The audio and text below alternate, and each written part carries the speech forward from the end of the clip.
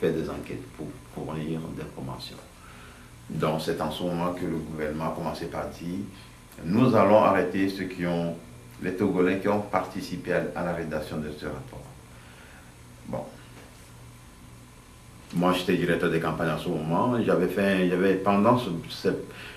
Pendant le mois de janvier 1999, j'étais en France, à Paris, puis à Londres, pour une réunion internationale qui n'avait rien à faire avec le rapport. Quand moi je suis retourné, le rapport est sorti au mois de mai. Et à partir de là, le gouvernement a commencé par rentrer en ébullition, par dire, ah, il doit y avoir des gens qui ont collaboré. Donc on commence par vérifier ceux qui ont voyagé parmi nous. Et puis, nous, on était sûr qu'il y avait quand même des gens parmi nous qui n'étaient pas des gens fiables, qui donnaient cette information. Finalement, ils sont tombés sur moi. C'est moi qui ai été arrêté. Donc, ils vous ont arrêté sans aucune charge portée contre vous. C'était simplement sur des... Ils ont assumé que vous avez collaboré. Ouais, ils ont prétendu, je ne sais pas, il n'y a pas de terme juridique.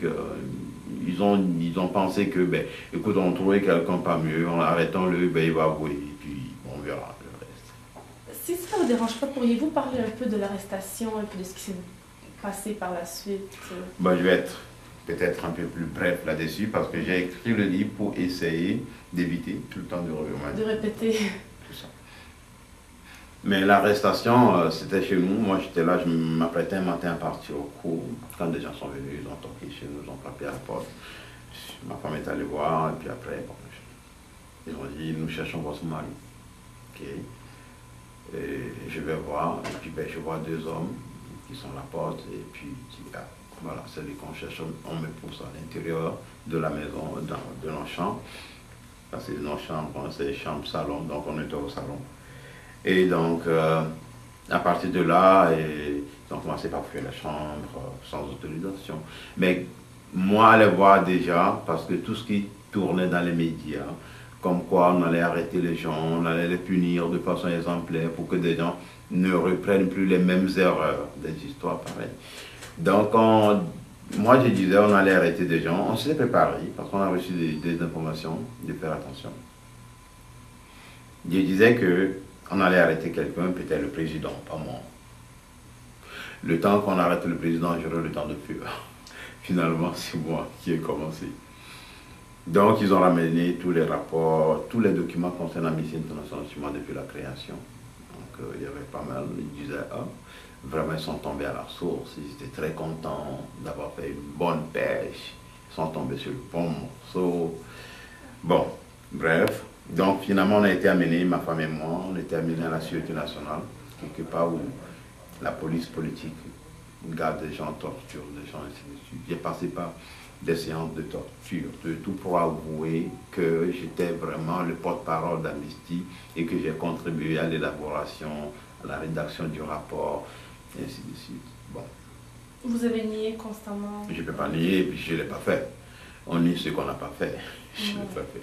Donc, non, je ne peux pas dire oui pour quelque chose que je n'ai pas fait. Donc, j'ai dit non, non. Bon, ça c'est la première étape. C'est ce que j'ai décrit dans le livre avec beaucoup de précision. La seconde étape, c'est de me récupérer, dire, ok, maintenant tu n'as rien à nous dire, ok, tu ne veux pas nous libérer, nous dire là où sont les autres pour qu'on puisse aller les prendre, tout et tout. Ok, maintenant nous, on va te proposer de l'argent, on va te proposer ci, bon, on fait des offres, comme dans ces pays, on corrompt tout le monde, pour que je puisse collaborer. Juste collaborer, dire que oui, dans mes voyages que je faisais, tout c'était dans ce sens-là. Cela m'a paraissait très louche et ça rentrait en contradiction avec mes principes. J'ai dit non. Donc, les non étaient suivis d'autres formes de punition encore plus graves, jusqu'à la menace d'injection létale, tout et tout. Finalement, Amnesty International a été informé, puis ils ont fait des pressions. J'ai été déféré, j'étais sorti de la prison, de la Sûreté nationale pour aller à la prison. Mais pour rentrer à la prison, on m'a déféré devant le procureur de la République. Et le procureur de la République qui m'a dit, ah, c'est le monsieur d'Amnesty International.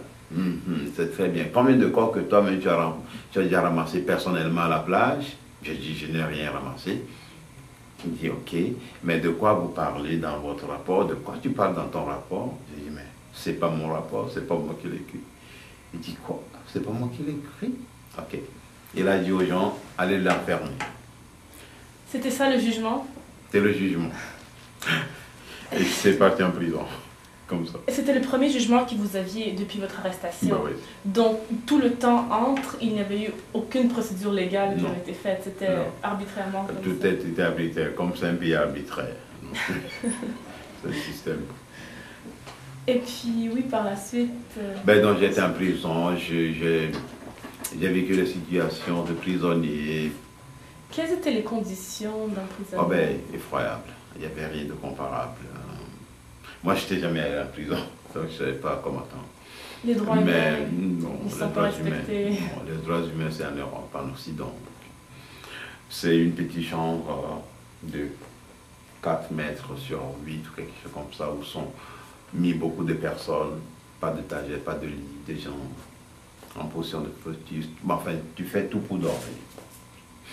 Et donc, il y avait pour 1000 prisonniers, il y avait à peu près 2 toilettes fonctionnelles. Donc, pour aller à la toilette, il faut faire la queue depuis le matin. Voilà. C'était pas de le. C'était pas. Enfin, c'est tout ce qu'il y avait d'inconcevable. Donc, je suis resté en prison, il y avait des pressions d'Amnesty International qui se faisaient, des gens écrivaient, faisaient des pétitions, tout et tout. Finalement, j'étais libéré. Voilà. J'étais libéré au bout de 1 mois, 4 jours, j'étais libéré. Quand j'ai été libéré, j'ai été poursuivi par le système. Parce que quand je suis libéré, on a dit que c'est le président de la République qui m'a gracié. Ok. Donc, en principe, dans la méthode non conventionnelle, quand c'est le président de la République, je devais faire une délégation avec ma famille et aller le remercier. Et sinon, les représailles vont continuer à tomber. Donc j'ai dit non, pourquoi je vais aller remercier le président de la République? Enfin, de toute façon, c'est un système que je déteste. Donc, déjà, vous n'acceptiez pas le système, mais en plus... c'est ça. Et puis tout ce que j'ai déjà vécu, torture, tout et tout, ben, pourquoi ne pas aller directement voir le monsieur là et puis... Non, j'ai dit c'est pas la peine. Sinon tout ce que j'ai vécu serait comme nul. Non, et puis j'ai été senti, je sentais qu'on voulait me tuer, qu'on voulait... Oui, notre maison était entourée des soldats purs et simples, des gens me suivaient. Vous ne pouviez plus continuer une vie normale, ou retourner travailler? Non, je suis retourné au travail. Le directeur m'a dit, hey, retourne à la maison, tu deviens danger public, il faut te cacher, tu es trop dangereux, il ne faut pas exposer les élèves. Ok. Donc, c'est dans ces conditions que, bon, un de mes amis m'a aidé. Et un jour, je me suis déguisé, et puis je suis parti. Je suis rentré au Ghana. Du Ghana, on finit par regagner l'Europe. Et puis, pourquoi avez-vous choisi d'aller au Danemark en premier, ou c'était plutôt l'option? Non, je ne l'avais pas choisi parce que dans le cas d'urgence du Haut Commissariat pour les réfugiés, moi j'étais classé dans les cas d'urgence parce que le régime a pu nous retracer au Ghana. Et donc on devait tout faire pour partir le plus rapidement possible.